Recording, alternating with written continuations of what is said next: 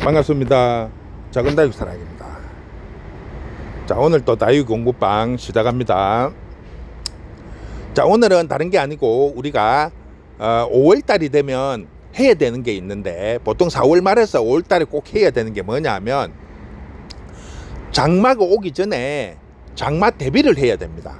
무슨 얘기냐 하면 우리가 식물을 키움에 있어서 가장 많이 위험하고 어려운 시기가 바로 장마 때예요. 특히 다육식물이나 선인장 이런 종류들은 여름이 제일 위험하거든요. 우리나라 같은 경우에는 단순히 온도만 높으면 잘 적응을 해요. 다육식물이든 선인장 같은 계열들은. 그런데 습이 높으면서 온도가 높으면 잘 물러져요. 병을 많이 한다는 거죠.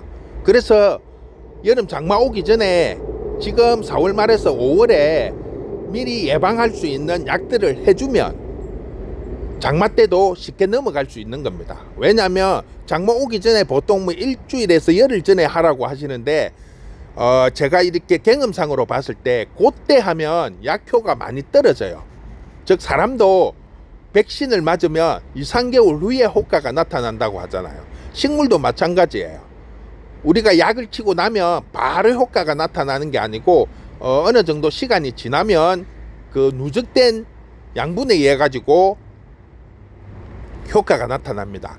물론 병이 온 아이는 이제 바로 약을 치야 되죠. 바로 치야 되는 거고, 병이 오기 전에 예방하는 거는 한 번 치는 게 아니에요. 한 번 치고 끝이 아니고 보통 2주에서 3주 간격으로 해 주셔야 돼요. 보통 늦어도 3주 안에 보통 2주에서 3주 간격으로 3번에서 4번 정도 약을 해야 되기 때문에 지금부터 시작을 해야 된다는 거죠. 그래서 약을 지금 하시고, 약을 하실 때 뭘 가장 먼저 생각을 하셔야 되는가 하면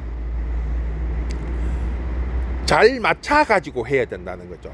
약칠할 때 탄자병약, 무름병약, 이런 곰팡이약 이런 거를 한꺼번에 섞어 갖고 하시는 분이 있는데, 균제는 균제끼리 섞으면 약효가 떨어져요. 충제는 충제끼리 하면 똑같고, 그래서 약효를 유지를 시키면서 약을 치실 때는 균제든 충제든 다른 성분의 약을 같이 혼합하는 건 되지만, 같은 균제와 균제, 충제와 충제는 약을 섞으시면 안 돼요. 그러면 효과가 반 이상 아예 약효가 없을 경우도 있습니다. 그러니까 그런 부분을 잘 선택을 하셔야 되고, 그 다음에 약을 하실 때 가장 중요한 게 뭐냐 하면 그 주기를 잘 맞춰야 돼요. 오늘 한번 하고 한 달이나 있다가 또 한번 하고 이렇게 하면 약효의 직수성이 조금 떨어져요. 그래서 보통 균제 같은 경우에는 2주 간격으로 하는 게 가장 좋아요. 오늘 한번 치고 2주 뒤에 다시 2주 뒤에, 그러면서 같은 약은 3번 치면 안 돼요. 같은 약은 2번 치고 똑같은 균제든 충제든 다른 성분의 약, 즉 이름이 틀린다는 거죠. 쉽게 말하면 같은 성분, 같은 탄자병이든 같은 무름병 약이더라도 이름이 다른 종류들이 있어요. 그런 애들을 번갈아 가면서 치야 된다는 거죠. 왜냐하면 같은 약을 계속 3번씩 4번씩 달아서 치면 식물들이 그 약에 대한 내성이 생기기 때문에 약효가 많이 떨어집니다. 자, 그런 부분을 꼭 명심하시고 약을 치시기 바랍니다.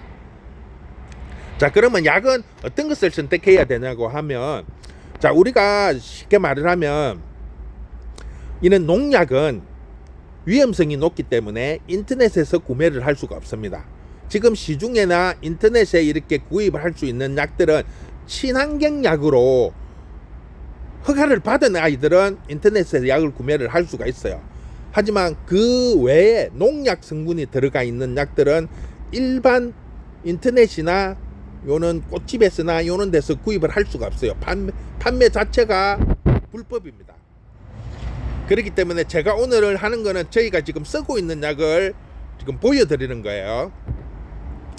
작은 약은 이제 이렇게 소포장으로 되어 있는 거는 잠깐씩 이제 병이 오는 아이들은 요는 큰 통으로 가지고 안 하고 작은 약통을 하나 해가지고 들고 다니면서 약을 치는 거고, 이렇게 또 큰 통은 이제 예방을 하기 위해서 매장 전체에 약을 할 때 요런 작은 약으로 쓰면 비용도 많이 들고 어렵잖아요. 그래서 요런 큰 통들은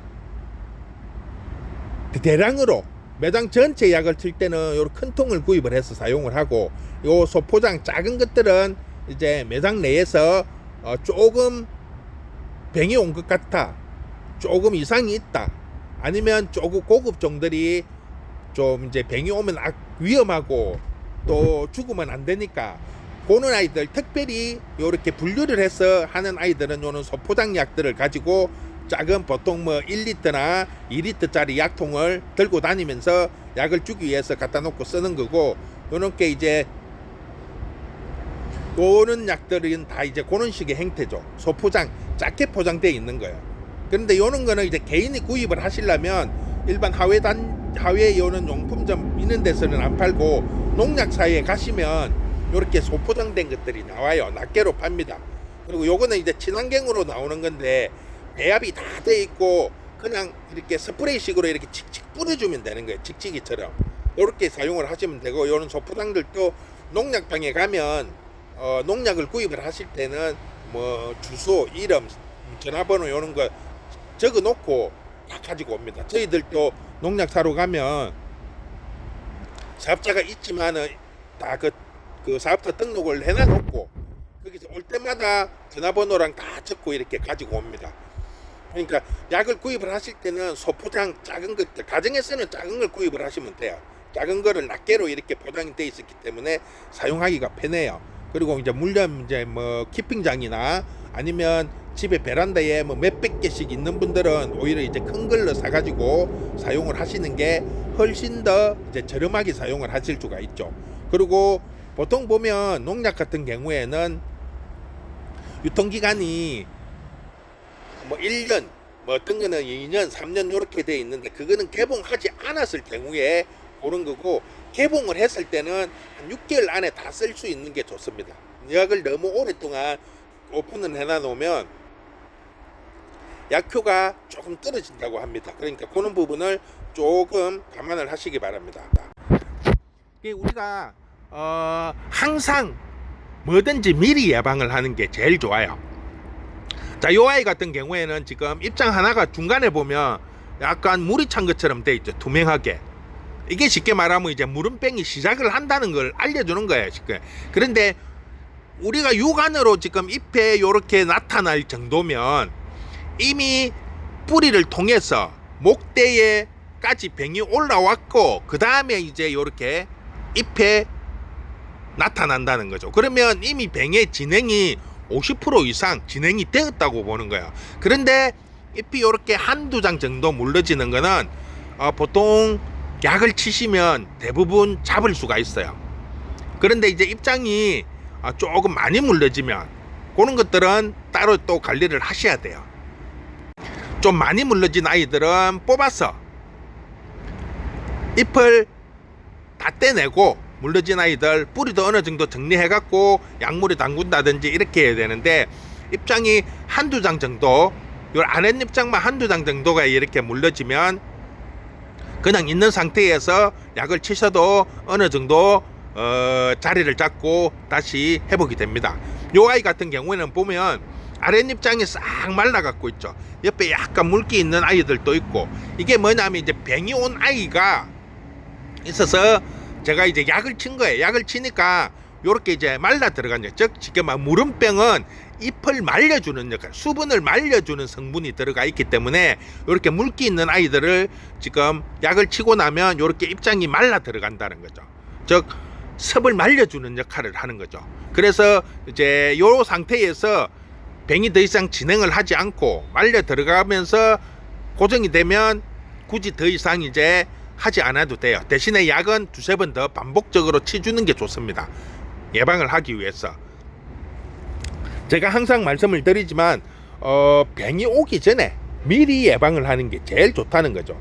사람도 마찬가지고 병이 왔을 때 병원 다니면서 약 먹고 치료를 하면 시간이 많이 걸리지만, 항상 미리 예방 차원에서 운동도 하고 관리를 잘하면 건강을 유지할 수 있듯이 식물들도 마찬가지예요. 건강할 때 미리 예방하기 위해서 약도 해주고 영양제도 주고 또 시기에 맞춰서 분갈이도 해주고 적절한 시기에 물도 주고 이렇게 딱딱 시기에 맞춰서 관리를 해줘야 그래야 식물들이 항상 건강합니다. 우리가 식물을 키우다 보면 잘 키우다가 갑자기 어느 날 갑자기 죽는 경우가 상당히 많아요. 근데 그런 부분을 미리 예방하자는 얘기죠. 자, 요거는 보시면 지금 제가 여러 번 말씀을 드렸는데 식초에 달걀 껍질 넣은 거 난각칼슘제라고 하는데, 요렇게 하면 이게 쉽게 말하면 우리 달걀 말려가지고 믹서기에 갈아가고 흙 속에 넣잖아요, 직접적으로. 그거하고 똑같은 거야. 칼슘제가 만들어지는 거죠. 그런데 식초에 넣으면 요 달걀 껍질이 녹아요, 부글부글 끓으면서. 그러면 달걀 껍질에 있는 칼슘이 식초에 다 녹아내린다는 거죠. 그러면 그 물을 주면 칼슘제가 되는 거예요. 그리고 식초를 쓰면 요 식초의 향 때문인지는 모르겠지만 벌레들이 잘 안 끓어요. 그래서 저는 많이 쓰고 있어요. 그 다음에 이제 요즘에 이제 뭐 친환경으로 해갖고 요 보면 EM을 많이 쓰는데 이게 지금 미생물로 해가지고 식물한테 상당히 좋다고 잎도 싱싱하고 막 윤기가 나고 뿌리도 건강해지고 그래서 EM을 많이 씁니다. EM 같은 경우에는 구매를 하는 게 아니고 뭐 시골 같은 데 가면 동사무소, 면사무소 요런 데 가면 무료로 나눠주는 데가 있고, 도시에서는 어디 하회단지 같은 데 가보면 어디 한쪽에 EM 무료로 나눠주는 이런 그 탱크가 있어요. 가서 그냥 내가 필요한 양만큼 용기 들고 가서 받아왔어서 적절히 사용을 하시면 그냥 물 줄 때 같이 혼합을 해서 쓰면 식물들이 훨씬 더 건강해져요.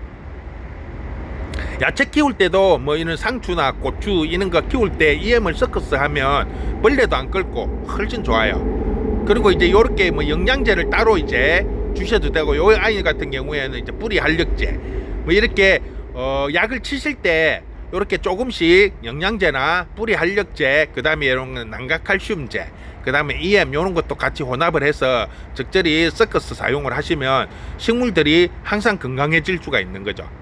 자, 우리가 보통 보면 개발 같은 거 키우시는 분들이 막 5년 10년 키웠는데 갑자기 죽는다고 이야기 하시는 분들이 있는데, 그게 이제 잘 크니까 계속 그냥 놔두는 거죠. 그러면 안 되고 이게 주기적으로 분갈이들 해주시든지 아니면 영양제나 이렇게 또 미리 예방하는 약을 해줘야만이 애들이 면역성도 생기고 건강해지는데, 잘 크니까 그냥 방치를 해두는 거예요. 그러다 보니까 어느 날 갑자기 이제 폭삭 주저앉는 경우가 많습니다.